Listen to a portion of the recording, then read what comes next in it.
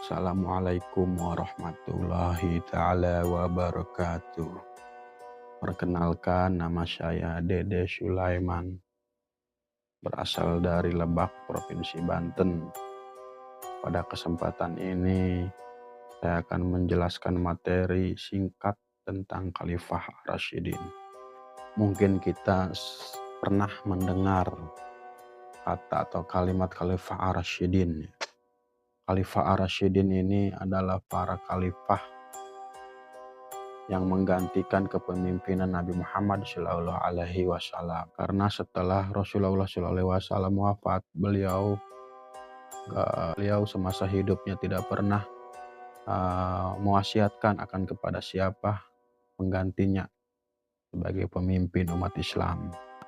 Setelah beliau wafat, maka kepemimpinan selanjutnya itu dilanjutkan oleh umat Islam, dipercayakan kepada Khalifah Ar-Rasyidin. Khalifah Ar-Rasyidin berarti pemimpin-pemimpin yang mendapat petunjuk dari Allah Subhanahu wa Ta'ala. Mereka menggantikan Nabi Muhammad SAW sebagai pemimpin umat Islam, bukan sebagai Nabi atau sebagai Rasul. Karena perlu kita ketahui bahwa Nabi dan Rasul yang terakhir adalah Nabi Muhammad SAW.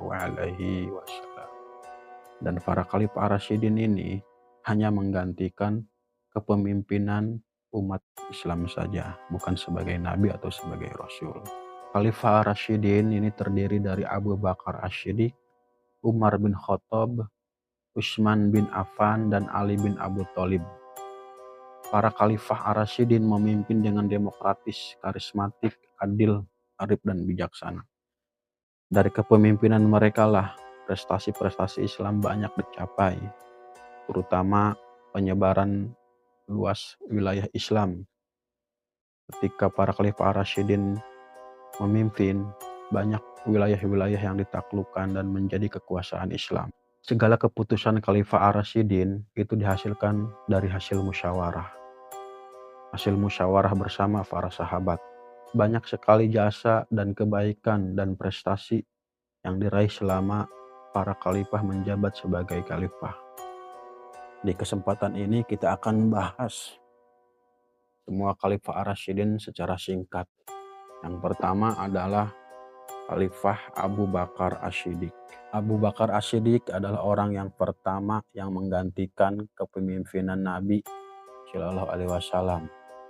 Beliau menjadi Khalifah Ar-Rasyidin yang pertama dari para sahabat. Karena pada waktu Nabi Muhammad SAW masih hidup, tidak pernah mewasiatkan akan kepada siapa penggantinya.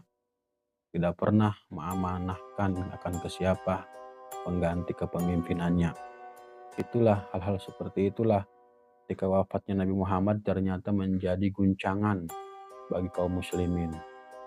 Dan permasalahan juga, kenapa dikatakan demikian? Karena banyak di antaranya yang mengaku-ngaku sebagai nabi, yang mengaku-ngaku sebagai rasul, karena mungkin tujuannya ingin menggantikan posisi kepemimpinan Nabi Muhammad SAW. Nah, hal keguncangan dan kegalauan pada waktu itu, maka para sahabat bersepakat untuk bermusyawarah mencari sosok pemimpin umat Islam setelah Nabi Muhammad SAW wafat. Akhirnya disepakatilah pengganti Rasulullah SAW yang pertama adalah Abu Bakar As-Siddiq, pilih sebagai khalifah menggantikan Rasulullah SAW. Meskipun pada waktu pembahasan dan musyawarah sangat alot, karena banyak sekali yang mau menjadi pemimpin ya, terutama dari golongan-golongan kaum Muhajir dan Ansor. Mereka mengusulkan nama-namanya untuk dijadikan pemimpin yang menggantikan kepemimpinan Nabi Muhammad SAW. Namun perselisihan dan diskusi itu bisa dimusyawarahkan dengan baik, dan akhirnya Abu Bakar terpilih sebagai khalifah menggantikan Rasulullah SAW. Kemudian Umar bin Khattab dan para sahabat membaiat Abu Bakar sebagai khalifah di Masjid Nabi. Di awal pemerintahannya, Khalifah Abu Bakar As-Siddiq dihadapkan dengan para kaum murtad dan para kaum munafik. Para kaum murtad yaitulah mereka yang mengaku sebagai nabi, mengaku sebagai rasul. Nah, dan hal ini dapat diperangi oleh Abu Bakar As-Siddiq. Kemudian dengan para kaum munafik, mereka yang tidak mau lagi membayar zakat. Abu Bakar dengan tegas melawan semua mereka itu. Mereka menganggap pembayaran zakat itu telah selesai perjanjiannya ketika Nabi Muhammad SAW. Namun hal itu ditegaskan oleh Abu Bakar As-Siddiq bahwa pembayaran zakat masih tetap berlangsung. Karena itu merupakan juga kewajiban sebagai umat muslim. Nah, hal itulah, mereka itulah yang pertama yang mengaku sebagai nabi, kemudian mereka juga yang tidak mau membayar zakat diperangi oleh Abu Bakar As-Siddiq beserta pasukan. Prestasi-prestasi Khalifah Abu Bakar As-Siddiq yang pertama adalah menyebarkan agama Islam hingga ke Syam, memberantas kaum murtad, menguasai Persia, kodifikasi pembukuan Al-Quran. Jadi penyebaran agama Islam pada masa Khalifah Ar-Rasyidin hingga ke Syam. Kemudian memberantas kaum murtad, mereka lah yang mengaku-ngaku sebagai nabi, mengaku-ngaku sebagai rasul. Sepeninggalnya nabi bermunculan hal itu. Mereka-mereka lah diperangi oleh Abu Bakar As-Siddiq. Kemudian juga menguasai Persia dan juga pembukuan Al-Quran. Kenapa pembukuan Al-Quran? Pembukuan Al-Quran ini sebenarnya usulan dari Umar bin Khattab. Atas usulan atau saran dari Umar bin Khattab kepada Khalifah Abu Bakar As-Siddiq yang pada saat itu memimpin, diterima dan dikerjakan, dilakukan. Kenapa? Karena beralasan sekali Umar bin Khattab mengusulkan atau menyarankan supaya Al-Quran dikodifikasi atau dibukukan. Karena para penghafal Al-Quran pada waktu itu banyak yang gugur di medan perang dan khawatir kalau tidak dibukukan Al-Quran ini ke generasi selanjutnya tidak nyampe. Itulah atas dasar alasan itulah kodifikasi Al-Quran dilakukan. Selanjutnya kita akan membahas Khalifah Umar bin Khattab. Khalifah Umar bin Khattab sebenarnya pada waktu itu adalah orang yang paling tegas dan berani untuk menolak dakwah Nabi Muhammad SAW di periode Mekah. Tegas dan keberaniannya Umar bin Khattab ini bahkan sempat mengancam akan melakukan perlawanan dan pembunuhan terhadap Nabi.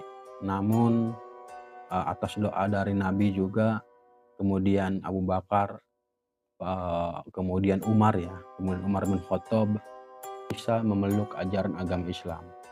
Dan ketika pun memeluk ajaran agama Islam, paling terdepan dan paling berani untuk memperjuangkan Islam.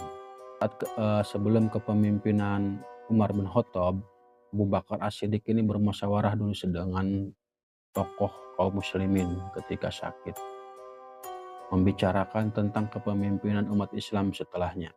Tak ada satupun pada saat itu orang yang sanggup menerima amanah tersebut. Namun Abu Bakar mengusulkan Umar bin Khattab untuk menggantikan posisi Abu Bakar As-Siddiq. Abu Bakar wafat pada tahun 13 Hijrah dan kaum muslimin membaiat Umar bin Khattab menjadi Khalifah Ar-Rasyidin yang kedua. Meski dikenal dengan tegas dan keras, Umar bin Khattab ternyata sangat penyayang pada rakyatnya. Beliau sering berkeliling, belusukan memastikan setiap rakyatnya tidak ada yang kelaparan. Tanpa pengawalan beliau belusukan, hanya ingin memastikan rakyatnya hidupnya sejahtera. Prestasi Khalifah Umar bin Khattab pertama, membentuk pemerintahan yang adil, berwibawa dan disegani, memperluas kekuasaan Islam ke Afrika serta runtuhnya kerajaan Persia Romawi, membangun kota Basrah pada tahun 16 Hijriah atau 636 Masehi, membangun kota Fusha sebagai ibu kota Mesir pada tahun 20 Hijriah atau 642 Masehi, membangun Masjid Amr bin Ash dan menetapkan kalender Hijriah atau kalender Islam. Nah, kalender Islam ini yang dikenal oleh kita adalah tahun Islam, yang diawali dengan bulan pertama adalah bulan Muharram.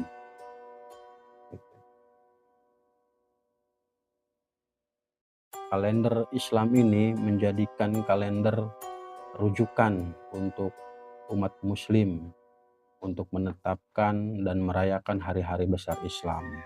Wafatnya Umar bin Khattab, Khalifah Umar bin Khattab meninggal akibat sebuah persekongkolan yang dirancang musuh-musuh Islam di kalangan Yahudi dan Persia. Umar bin Khattab ditusuk ketika melaksanakan sholat. Umar meninggal karena dibunuh ketika melakukan sholat. Pembunuhnya adalah mantan budak Persia yaitu Abu Lulu'ah.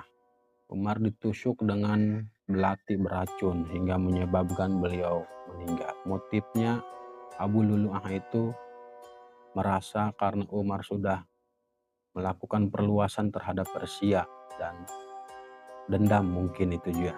Selanjutnya kita akan bahas Khalifah Utsman bin Affan. Utsman bin Affan khalifah ketiga setelah Umar bin Khattab. Utsman merupakan saudagar kaya yang membantu visi dan misi Islam dengan harta. Utsman bin Affan ini merupakan orang yang kaya raya dan dermawan. Hartanya rela habis hanya untuk memperjuangkan Islam, hanya untuk membela Islam. Khalifah Umar bin Khattab pada waktu itu membentuk Majelis Syuro sebelum beliau wafat ya.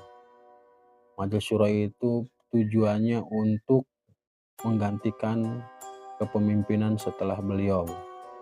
Nah, pembentukan Majelis Syuro itu beranggotakan Ali bin Abu Thalib, Utsman bin Affan, Sa'ad bin Abu Waqqas, Abdurrahman bin Auf, Zubair bin Awam, dan Talhah bin Ubaidillah. Tujuannya hanya satu, mencari pengganti setelah kepemimpinan Umar bin Khattab. Tugasnya Majelis Syuro adalah membentuk atau menentukan khalifah jika Umar bin Khattab wafat. Setelah Umar bin Khattab meninggal dunia, diadakan musyawarah membahas pemimpin setelah Umar. Hasil musyawarah menyatakan Utsman bin Affan sebagai khalifah yang menggantikan Umar bin Khattab. Prestasi-prestasi Utsman bin Affan ketika menjadi pemimpin. Pertama, menuntaskan pengugasan perluasan wilayah di Syam. Kemudian membangun armada laut, mempertahankan dan memperluas daerah Islam, menyempurnakan kodifikasi Al-Quran dan menyatukan perbedaan dalam pelafalan bacaan Al-Quran. Sebelum wafatnya Utsman bin Affan, Khalifah Ar-Rasyidin yang ketiga, Utsman bin Affan banyak mengganti para gubernur yang tidak cocok dan kurang cakap dengan orang-orang yang kredibel dari kalangan kerabatnya.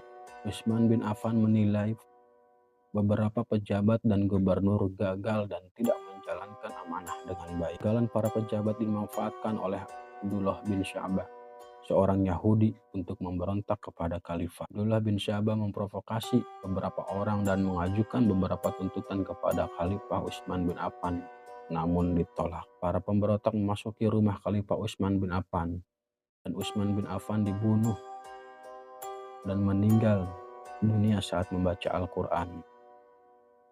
8 Zulhijjah tahun 35 Hijriah dalam usia 82 tahun. Setelah wafatnya Khalifah Utsman bin Affan, maka kepemimpinan khalifah berikutnya yaitu Ali bin Abu Thalib. Ali bin Abu Thalib adalah anak dari paman Nabi Muhammad SAW, Abu Thalib. Artinya Ali bin Abu Thalib ini merupakan keponakan sekaligus menantu dari Nabi Muhammad SAW. Setelah Utsman bin Affan meninggal dunia, para tokoh kaum muslimin bermusyawarah dan tidak menemukan orang yang layak menjadi khalifah selain Ali bin Abu Thalib. Artinya Ali bin Abu Thalib menggantikan kekhalifahan sebelumnya itu berdasarkan hasil musyawarah. Artinya juga demokratis, bukan berdasarkan turun-temurun. Ali bin Abu Thalib dikenal sebagai pribadi yang cerdas, berani, dan amanah. Maka diingatkanlah Ali bin Abu Thalib menjadi khalifah kaum muslimin yang keempat. Ali bin Abu Thalib merupakan orang yang masuk Islam pertama dari kalangan anak-anak pada waktu itu. Prestasi-prestasi yang dicapai oleh Ali bin Abu Thalib, yang pertama mengganti pejabat yang kurang cakep, mereka yang tidak bisa sebagai pejabat untuk dijadikan pejabat, maka hal itu diganti oleh Ali bin Abu Thalib, termasuk orang-orang yang terindikasi korupsi pada waktu itu. Kemudian yang kedua, memadamkan pemberontakan-pemberontakan di kalangan umat Islam. Karena pada waktu itu stabilitas nasional di waktu itu kacau ya. Nah, dan itu dapat diredamkan oleh Ali bin Abu Thalib. Kemudian prestasi yang lainnya menyempurnakan tulisan Al-Quran. Itulah prestasi yang dicapai oleh Ali bin Abi Thalib. Khalifah Ali bin Abu Thalib wafat di usia 63 tahun. Khalifah Ali bin Abu Thalib wafat dibunuh oleh Abdurrahman bin Muljam, seorang Khawarij. Khalifah Ali bin Abu Thalib dibunuh saat mengimami sholat subuh di Masjid Kufah. Khalifah Ali bin Abu Thalib wafat pada tanggal 21 Ramadan tahun 40 Hijriah. Begitulah sejarah singkat tentang Khalifah Ar-Rasyidin ya. Syurul Khalifah Ar-Rasyidin telah memimpin dengan penuh tanggung jawab atau amanah, tegas, demokratis, karismatik, dan sikap mendepankan kepentingan agama dan umat daripada kepentingan pribadi. Para Khalifah Ar-Rasyidin telah banyak berjasa dalam penyebaran dan kemajuan Islam. Prestasi-prestasi yang mereka layak menjadi contoh bagi para pemimpin selanjutnya dalam meningkatkan kemajuan dan peradaban umat Islam di berbagai bidang. Dari gaya kepemimpinan Khalifah Ar-Rasyidin, banyak sekali yang perlu kita teladani. Yang pertama, demokratis, pemerintahan yang demokratis, artinya para pemimpinnya itu dipilih berdasarkan musyawarah. Kemudian setiap ada permasalahan selalu dimusyawarahkan.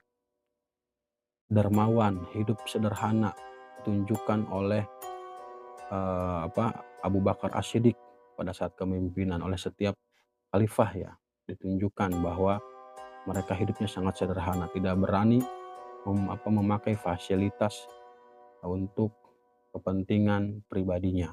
Kemudian mereka juga tidak haus jabatan, merupakan gaya kepemimpinan Khalifah Ar-Rasyidin.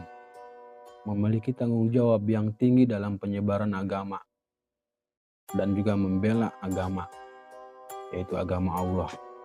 Memiliki kesetiaan dan kecintaan terhadap Rasulullah SAW dan ajarannya. Mendahulukan kepentingan agama dan rakyat. Memiliki sikap berani dan tegas dalam membela kebenaran.